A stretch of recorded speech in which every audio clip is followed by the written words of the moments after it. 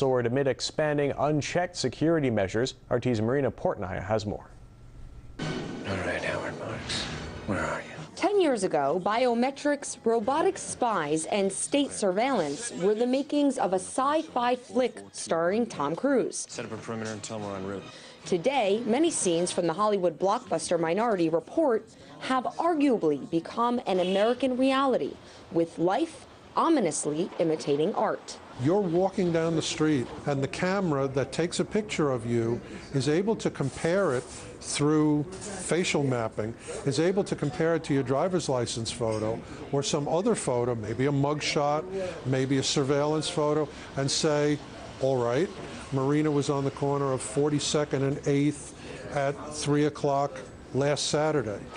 In addition to facial recognition, New York City's police department is just one of many law enforcement agencies that also requires citizens to undergo an iris scan before being released from police custody.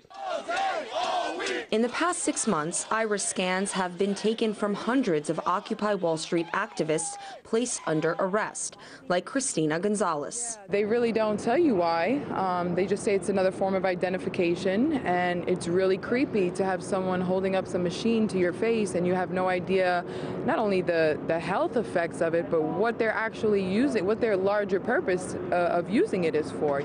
Iris scans are like a high-tech fingerprint, but much faster. Officials can quickly identify anyone whose unique scan is on the database. The technology is becoming increasingly useful as a tracking tool in the U.S. In the virtual world of tweets, Facebook posts, and search engines, every internet user is defined by a data footprint. If you think anonymous comments and blogs are protected, think again. Through the use of what's called forensic linguistics, U.S. investigators can now uncover whose fingers are behind every single keystroke. If I have a large enough sample of your writing and your posting, I can take it and compare it. I can input it into a database and send that database a bot out using that information, finding every other post you ever did. The digital data trail of every American will soon be connected to a massive building in Utah.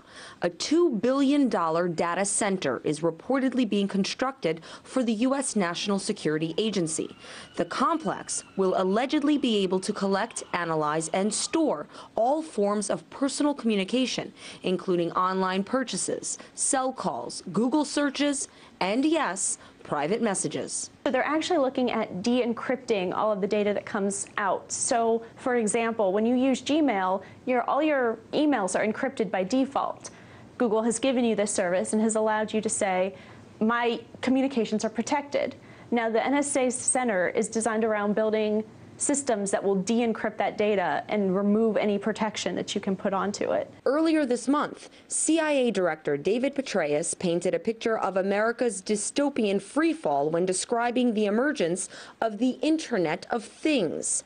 The phrase refers to an increasing amount of personal information Washington will eventually be able to obtain once all home electronics are wired to a network.